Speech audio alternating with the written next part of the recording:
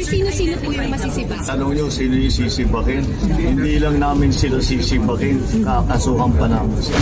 Sa pagtakas ni Alice Guo, tiniyak ni Pangulong Bongbong Marcos na sibak at kakasuhan ang haharapin ng lahat ng tumulong na opisyal para makapuslit ng bansa si Guo. Ayon sa dating mayor ng Bamban, wala umanong Pilipino at opisyal ang tumulong sa kaniyang paalis, pero ayon sa NBI, hindi nila pinaniniwalaan ang sinasabi ni Guo. Sa katunayan, tukoy na raw ng NBI ang mga nag-assist kay Alice para makaalis. Sino-sino nga ba ang mga tumulong na Pilipino kay Alice Guo?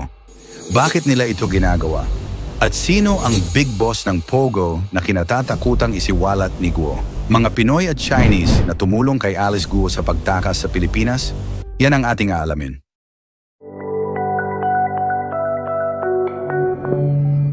Una, Attorney Elmer Galicia at ikalawa, Kath Salazar, ang doppelganger umano ni Alice Guo. Sinampahan ng kaso si Galicia dahil sa pagsisinungaling umano nito. Siya ang nagnotaryo ng counter affidavit ni Guo. Sa pagdinig sa Senado, sinabi ni Alice Guo na July sila umalis ng Pilipinas sakay ng isang yate. Nang tanungin ni Senator Risa Hontiveros si Alice Guo kung kilala niya si Attorney Elmer Galicia, tumahimik ito. Sinabi mo sa isang media interview, marami ka ng interviews, alam ko po yon. Paano mo nakilala si Attorney Galicia? Madam Chair, wala pa akong sinabihan po na ganun sa interview ko. Kilala mo ba si Attorney Galicia? Madam Chair, I invoke my right po. Ang sinasabing interview ay sa Indonesia habang tinatanong ng NBI si Alice Guo. Marami. Yung kilala ko si Attorney Roger. Secretary? Oo. Kilala mo. Kilala mo. Kailan kayo nagharap? Kasi medyo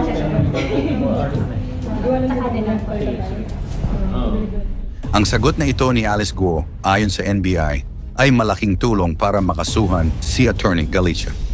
Yung statement niya na yun ay nag-aid sa amin sa aming investigasyon. Nagdadagdag po yun ng aming basis bakit kakasuhan namin si Attorney Galicia. Hinahanap rin ng NBI si Kath Salazar dahil siya ang umano'y body double ni Alice Guo na ipinalito umano sa mga otoridad. Ipinakita sa pagdinig sa Senado ang larawan ng staff ni dating Mayor Alice Guo na si Catherine o Kath Salazar. Saan po yan? Tao po yan. Lahat ng tao ko halos long hair. Kamukha niyo, ma'am. Kamukha niyo po yun. Slimmer version.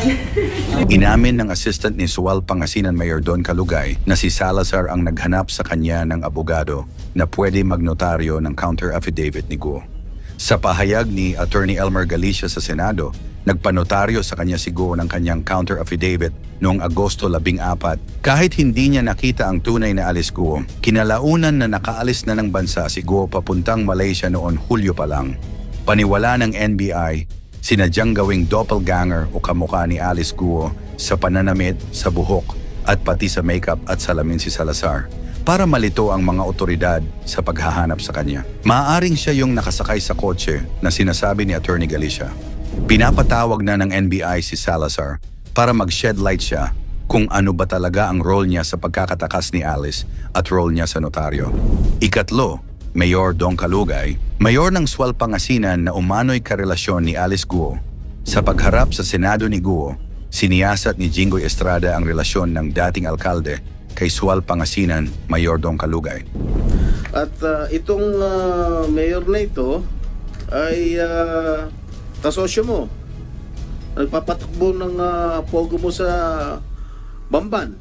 Clarify ko lang po, Sen, wala po akong pogo at hindi rin po ako nagra-run po ng pogo. Giit ni Guo, magkaibigan lang daw sila ni Calugay. Pero hindi naman yan pinaniwalaan ng senador dahil sa mga hawak niyang litrato ni Guo at Calugay. Mukhang yung magkakatabi kayo, mukhang mainit ang pagtitinginan ninyong dalawa. Oh, laki ng bulaklak para sa'yo. Dami oh. Sana all. Tapos tinanggap mo. Ngayon, inaamin mo ba na wala kang relasyon? Hindi po tama yung term na amin po dahil wala naman po talaga kaming relasyon. Matibay ang akala ni Estrada na may relasyon ang dalawa dahil sa patunay na Certificate of Business Name Registration ng Alicel Aqua Farm sa Sual, Pangasinan. Hinala ng senador ang Alicel ay hango sa pangalan ng dalawang alkalde na pinag-ugnay na Alice at Liseldo kaya naging Alicel Aqua Farm. Kahit kay Sheila Go nakapangalan ng Aqua Farm, iginiit ni Estrada na business ito nila Kalugay at Guo. Sinabi na rin noon ni Senator Risa Hontiveros na posibleng si Kalugay ang nagkanlong at tumulong kay Guo na tumakas sa bansa. Sa ikalawang pagkakataon, hindi ulit dumalo sa pagdinig ng Senado si Kalugay kaya pinasupina na siya. Walang ibinigay na dahilan ngayon ang kampo ni Kalugay kung bakit wala ito. Pero sa unang pagdinig ng Senado, na dengue umano ito at base sa inilabas na executive order ni Kalugay, inilagay niya muna bilang acting mayor si Vice Mayor na si Christopher Arsinue mula Setyembre 9 hanggang 13 dahil umano ito sa medical concern niya. Ika-4, Bureau of Immigration Commissioner Norman Tansingco. Sa media, ipinahayag ni Justice Secretary Jesus Crispin Remulla ang pagsibak ni Tansingco sa BI. Pumayag na si Pangulong Bongbong Marcos na tanggalin na sa pwesto si Norman Tansingco. Ayon kay Remulla, iminungkahi niya ito sa Pangulo dahil hindi siya nasisiyahan sa trabaho ni Tansingco. Ang isang malaking issue sa BI Commissioner na Agosto 15 pa daw, alam na ni Tansingco na wala na sa bansa si Alice Guo. Pero Agosto 20 lang niya ito sinabi sa DOJ at nauna pang mag-anunsyo si Senador Hontiveros na dapat sila ang gumagawa. Papalitan siya. Oh. If I were him, I'll resign already. Oh, mag-resign na lang siya. Bukod sa issue ng pagtakas ni Guo, sabi ni Remulla, marami na silang di pagkakaunawaan at problema gaya ng issuance ng work visa na ilang beses na niyang pinuna pero wala raw ginawa si Tansingco. Kinumpirma ng bagong kalihim ng Presidential Communication Office na si Cesar Chavez na na-approved ni Pangulong Bongbong Marcos ang pag-dismiss kay Tansingco, may kinalaman daw ang pagsibak sa pagpuslit ni Guo sa Pilipinas. Ang desisyon ng Pangulo ay base sa rekomendasyon ni Remulla.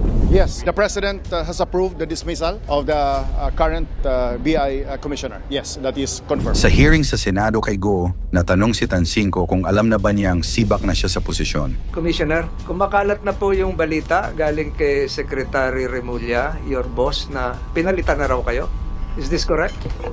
Na-receive ko na po from through the post sa media, but I have not yet been officially informed, Your Honor. Ika-5, isang Chinese national. Talaga discussion. Gusto mo pala di sabihin mo sa amin. Nakakapikok ka na, ha? Nakakagigil ka na. Halos maubos na ang pasensya ng mga senador dahil ayaw pa rin i-detalye ni Alice Guo kung paano at sino ang tumulong na makalabas sila ng bansa sa gitna ng banta daw sa kanyang buhay. Pinasulat na lang ng mga senador ang pangalan ng umano'y tumulong o naging facilitator sa pag-alis nila. Hindi na isinapubliko ng mga senador ang pangalang sinulat ni Guo, pero sabi ni Hontiveros, nabanggit na ang taong ito sa mga naunang hearing. Ang pangalang isinulat ay isang Chinese national na ang sabi ni Senador Estrada ay ang big boss sa lahat ng boss sa Pogo sa Pilipinas. Itinakas umano sila ng taong ito nang tanungin siya ni Bong Revilla, bakit kaya siya itinakas? Ang sagot dito ni Estrada, kaya umano itinakas si Alice Guo papuntang ibang bansa, baka ikanta niya itong nag-facilitate ng kanyang pagtakas. Sino-sino pa sa palagay mo ang isisiwalat ni Alice Guo na tumulong sa kaniyang pag-alis at mga politikong dawit at nakikinabang sa ilegal na Pogo sa Bamban, Tarlac at Porac, Pampanga? Ikomento mo naman ito sa ibaba. Paki-like ang ating video. I-share mo na rin sa iba. Salamat at God bless.